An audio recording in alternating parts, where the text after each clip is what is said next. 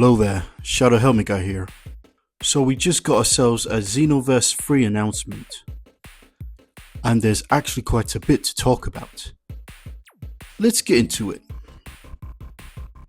So we're finally getting the next installment for the Xenoverse series. And honestly, thank goodness for that. Because the DLC we've been getting from Xenoverse 2 was just getting a bit ridiculous at this point.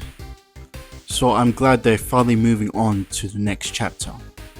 Now I'll be honest, I'm not the biggest Dragon Ball Z fan out there, but I do appreciate the world they've built, and I think the games themselves are pretty solid. Now for what we've seen in the teaser trailer, this looks like a completely fresh start.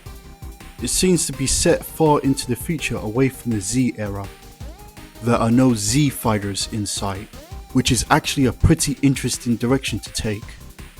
Our partner in this one appears to be Brett, and for some reason Bulma is also in this future timeline as well, which is a bit confusing considering that she doesn't age, but hey, maybe they'll explain that in the game. Either way, it does feel like a fresh new start for the Xenoverse world.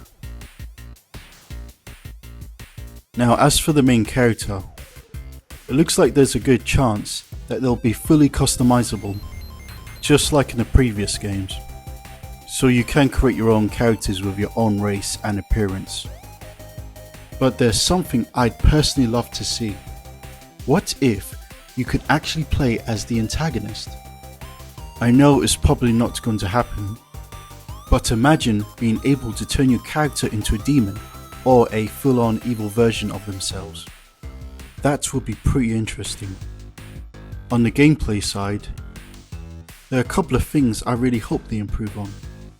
First, I'd love it if the Saiyan tail actually moves properly, and when you transform, your hair actually goes up like it should.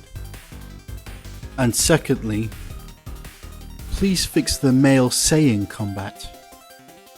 The combos just aren't as good compared to the other races. It's a lot of repetitive kicks and clunky strings that don't really flow as well, and it makes the male Saiyan feels like the weakest option.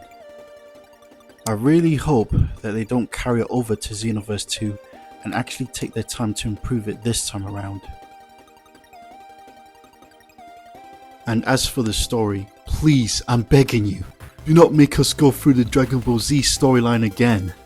We've been through this story too many times now, including the what if versions, and I think it's safe to say we get it. What I'd really love to see is a full original story. Something more in vein of Dragon Ball Online, where it actually feels fresh and different. Now I know that the Z fighters are still going to be in the game, and honestly having them as masters interacting with your own adventure isn't a bad thing at all. But sometimes we just want to move on from the Goku and Vegeta era. We've followed those two for so long now, and I think it'll be interesting to see something new and take center stage. And the same goes for the God of Destructions. Constantly getting involved, downplaying everything your character achieves, that gets old fast. Oh, can we please dial back Elder Kai and Supreme Kai of Time constantly nagging you throughout the story? That was a lot in Xenoverse 2. But overall, I'm cautiously optimistic. I just hope that Xenoverse 3 takes everything from the previous game and generally builds on it. Because if they do, this could be something really special.